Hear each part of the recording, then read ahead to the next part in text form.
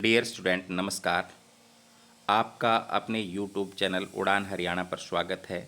तो प्यारे बच्चों, आज हम कक्षा 6 विषय विज्ञान वर्कबुक यानी कार्य पुस्तिका के अंदर अध्याय 7 पौधों को जानिए करने वाले हैं। तो जो बच्चे चैनल को देख रहे हैं, जिन बच्चों ने अभी तक चैनल को सब्सक्राइब नहीं किया, सब्सक्राइब कर लें, लाइक कर दें और अपने साथियों को शेयर कर दें। समझने के लिए वीडियो को पूरा देखें। तो शुरू करते हैं आज की क्लास। तुम अपने आसपास कई पेड़ पौधे देखे होंगे। नीचे दिए गए चित्र में पौधे के विभिन्न अंग दिखाए गए हैं। इन्हें ध्यान से देखो। तुम एक पौधा पेड़ जड़ सहित उखाड़ कर लाओ, उसका चित्र बनाओ, उसके विभिन्न भागों को नामांकित करो। नोट हो सके तब तक किसी खरपतवार या घास के पौधे को उखाड़ने के लिए चुनो। अगर आपको पौधा उखाड़ना पड़े तो किसका उखाड़ना है? खरपतवार का उखाड़ना है। खरपतवार क्या होते हैं? जो फसली पौधों के साथ अनावश्यक पौधे उग जाते हैं, वो होते हैं। तो यहाँ पर आपको चित्र बनाना है, जैसे मैंने यहाँ पर बनाया हुआ है। तो उसके सभी भागों के आपको नाम यहाँ बनाने हैं, बना करके लिखने हैं। तो पहला जड़ ये है, तना है, पत्ती है, फल है, फूल है और कलिका। तो इस तरीके से आप भी यहाँ पर खाली जगह दी हुई होगी आपकी वर्कबुक में, वहाँ पर चित्र बनाओगे। आगे चलते हैं। प्रश्न नंबर 2, चना व मक्का की जड़ों के चित्र नीचे दिए गए। इन्हें ध्यान से देखो और नीचे दी गई जगह में इन्हें दिख रहे अंतर लिखो। तो प्यारे बच्चों, पहला जो चित्र है ये चना की जड़ का है और दूसरा जो चित्र है वो मक्का की जड़ का है। तो चने की जड़ के अंदर आप देख सकते हैं यहाँ पर एक मुख्य जड़ है, तो ये मूसला जड़ है, और यहाँ पर रेशेदार जड़ है। तो यहाँ क्या लिखेंगे? मूसला जड़। मूसला जड़ में एक मुख्य जड़ पाई जाती है जो मोटी होती है। छोटी जड़ों को पार्श्व जड़ कहते हैं। तो इस पर साइडों में से ये ऐसी जड़ें निकली, इन्हें पार्श्व जड़ें कहते हैं। जकड़ा जड़ या रेशेदार जड़, इसमें कोई मुख्य जड़ नहीं होती, सभी जड़ें एक समान दिखाई देती हैं। तो यहाँ पर देख सकते हो ऐसे ऐसे ऐसे ऐसे बहुत सारी जड़ें हैं, वो एक समान रूप से आपको दिखाई दे रही हैं। चने की जड़ खालिस्तान जड़ का उदाहरण है, तो यहाँ मैंने मूसला जड़ भर दिया, मूसला जड़ का उदाहरण है। मक्का की जड़ रेशेदार जड़ का उदाहरण है। तुम अपने स्कूल के बगीचे आसपास के पास उगी खरपतवार, घास आदि को जड़ से उखाड़ कर उनकी जड़ का अवलोकन करें। अपने अवलोकन के आधार पर सारणी में भरें।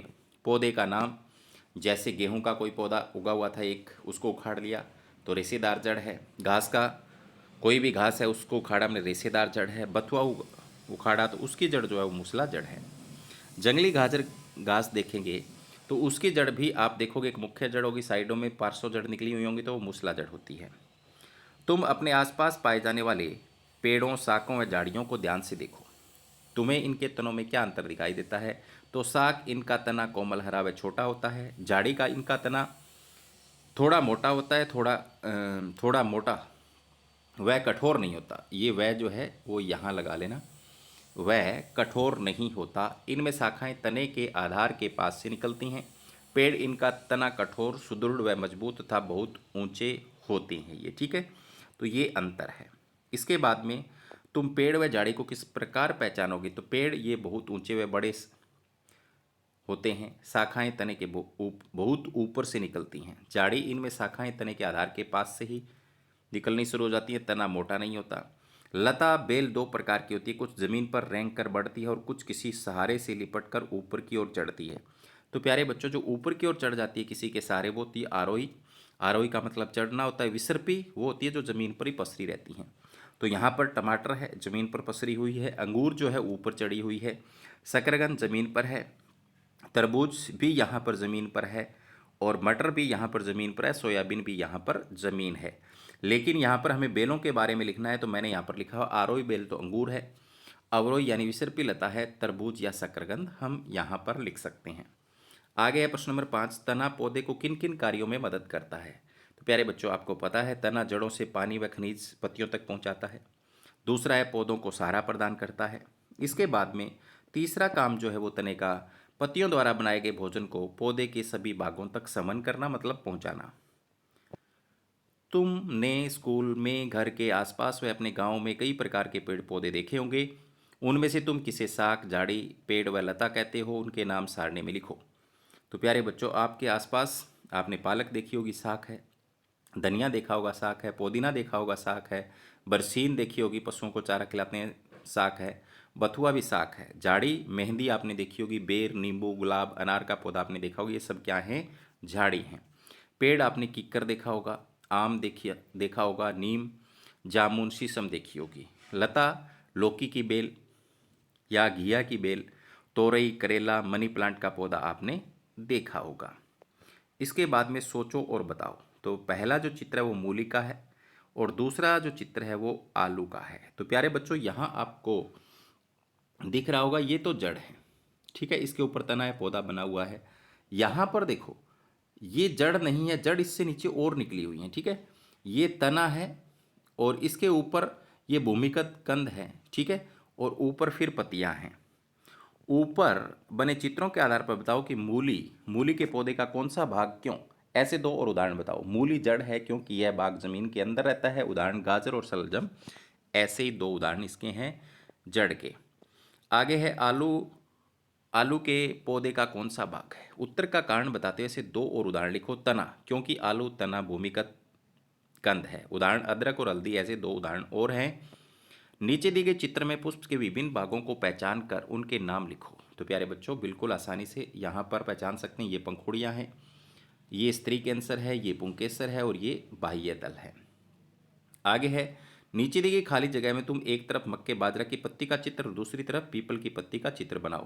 तो प्यारे बच्चों, यहाँ पर एक तरफ मैंने यहाँ जो चित्र बनाया है वो किसका है? मक्का व बाजरे की का। इधर पीपल का जो पत्ता है उसका चित्र मैंने यहाँ पर बना रखा है। तो एक में जो मक्का और बाजरा उसमें तो समानांतर लाइनें आपको दिख रही हैं, मतलब सिराएं दिख रही हैं। दूसरा जो है पीपल, उसमें जो सिराएं हैं वो आपस में उलझी हुई एक जाल बनाती हुई नजर आ रही है। तो जालिकावत या जालिका रूपी सिरा विन्यास है, ठीक है।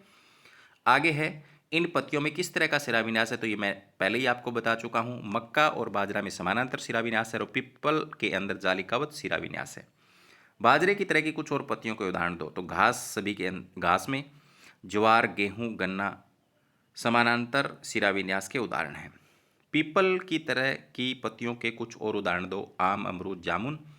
तुम भी एक गुड़ल का फूल लाओ, उसे सुखाकर नीचे दी गई खाली जगह में चिपकाओ, विभिन्न भागों को नामांकित करो। तो यहाँ पर प्यारे बच्चों आपकी वर्कबुक में खाली जगह दी गई है। इसमें यहाँ पर आपको इस तरीके से गुड़ल का एक फूल चिपकाना है और उसके नाम लिखने हैं। तो मैंने यहाँ पर लिख दिया है पंखुड़ियाँ, ये वाली जो है वो लाल रंग की, ये पंखुड़ियाँ, ये इसके नीचे यहाँ पर हरे रंग के ये तो बाह्य दल हैं और ये पंखुड़ियाँ हैं और ये पुंकेसर हैं इसके साइडों में लगे हुए, और ये मेन जो लंबे वाला है यहाँ ये स्त्री कैंसर है, ठीक है। तो इस तरीके से आपको इसके सभी भागों के नाम फूल चिपका करके लिखने हैं। आगे है गतिविधि 3, गुड़ल व सरसों के पुष्प का अवलोकन करो, नीचे दी गई सारणी में भरो। तो गुड़ल जो होता है उसको अगर देखें हम तो पंखुड़ियाँ उसकी लाल रंग की होती है, 5 होती है। बाह्य दलों की संख्या व रंग, तो 5 बाह्य दल होते हैं, हरे होते हैं। पंखुड़ियाँ जुड़ी या स्वतंत्र होती तो स्वतंत्र होती है। पुंकेसर जुड़े तो ये भी स्वतंत्र। स्त्री कैंसर उपस्थित, हाँ। सरसों का देखें तो पीला होता है, 4 पंखुड़ियाँ मिल सकती है आपको। हरे रंग का बाह्य दल होता है, पंखुड़ियाँ स्वतंत्र होती है। और पुंकेसर स्वतंत्र या पंखुड़ी से जुड़े हुए तो स्वतंत्र होते हैं। स्त्री कैंसर उपस्थित, तो हाँ उपस्थित। पत्तियों में सिराओं का प्रतिरूप क्या कहलाता है? तो प्यारे बच्चों, पत्तियों का जो सिराओं का प्रतिरूप है उसे सिरा विन्यास कहते हैं। तो ए ऑप्शन इसका सही हो जाएगा। पंखुड़ियों के बाहर की ओर पाई जाने वाली संरचना तो बाह्य दल होती है, ब इसका सही हो जाएगा। तो यहाँ आप देख सकते हैं चित्र फिर से दिया हुआ था गुड़ल के फूल का और मैंने उसके सभी भागों के नाम लिख दिए हैं। गतिविधि 4 में वे पौधे जिनकी पत्तियों में जालिका रूपी सिरा विन्यास होता है उनमें मूसला जड़ें पाई जाती है। समांतर सिरा विन्यास युक्त पत्तियों वाले पौधों की जड़ें रेशेदार जड़ होती है। तो प्यारे बच्चों, अगर आप पत्तियों को देखकर जड़ें बताना चाहो तो जिसकी समानांतर सिरा विन्यास वाली जड़ पत्ती मिले उसमें जड़ तो होगी रेशेदार, और जिसकी पत्ती पीपल की तरह मिले उसमें जड़ होगी कैसी? मूसला जड़। तो मतलब संबंध हो गया आपस में, जिनकी पत्तियां समानांतर उनकी जड़ें रेशेदार, जिनकी पत्तियां जालिका रूपी उनकी जड़ें मूसला जड़। तुम्हारे आसपास पाए जाने वाले पेड़ पौधों की पत्तियां इकट्ठे करो और इनके सिरा विन्यास के आधार पर नीचे दी गई सारणी भरो। तो पत्ती का नाम बाजरा, समांतर सिरा विन्यास, जड़ कैसी निकलेगी? रेशेदार। ज्वार में भी समांतर शिरा विन्यास, तो जड़ कैसे निकलेगी? रेशेदार। गुड़ल जो है उसकी पत्तियां जालिका रूपी होती है तो मूसला जड़ मिलेगी। आम जो होता है जालिका रूपी शिरा विन्यास होगा तो मूसला जड़ होगी। तो इस प्रकार से हम पत्तियों को देख करके जड़ भी बता सकते हैं। तो प्यारे बच्चों, ये थी आज की क्लास। मिलते हैं नेक्स्ट क्लास में। बाय बाय, धन्यवाद।